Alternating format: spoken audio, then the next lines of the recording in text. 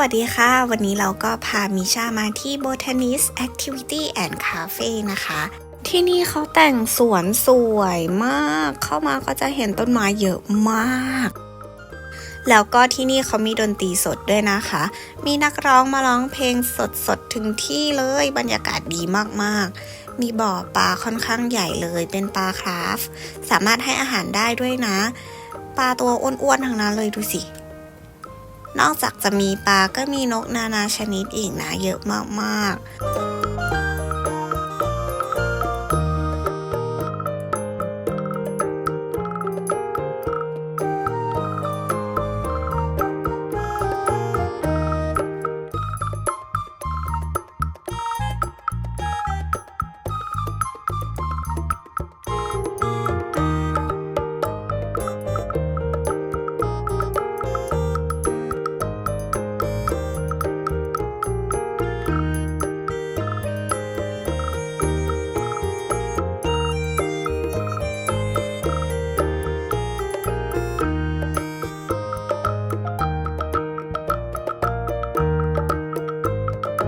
อันนี้คิดว่าน่าจะเป็นห้องเอาไว้สำหรับทำเวิร์กช็อปนะคะเข้ามาข้างในมีกระต่ายด้วย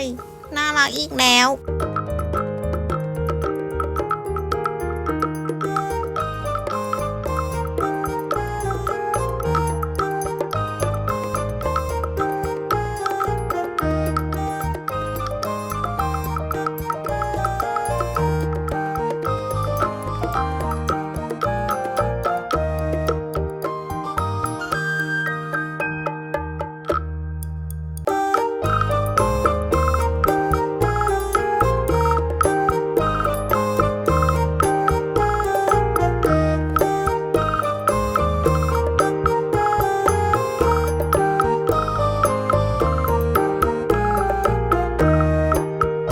มิชาที่หลับมาบนรถก็เริ่มสดชื่นแล้วนะคะเริ่มไม่งัวเงียแล้ว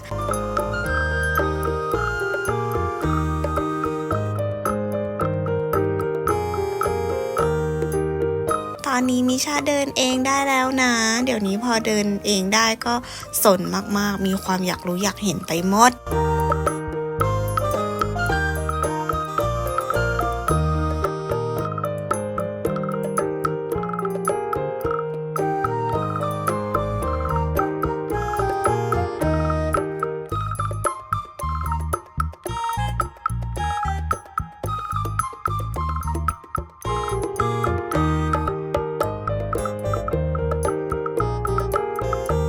พอเดินเข้ามาอีกนิดนึงก็จะเจอโซนคาเฟ่นะคะเป็นห้องแอร์มีประตูเชื่อมออกไปที่สวนกระบองเพชรด้วยที่นี่เขามีทั้งอาหารมีเค้กแล้วก็เครื่องดื่มต่างๆให้เลือกเยอะเหมือนกันนะคะถ้าหิวก็สามารถสั่งอาหารที่นี่ได้เลยรสชาติก็ถือว่าผ่านค่ะไม่แย่เลย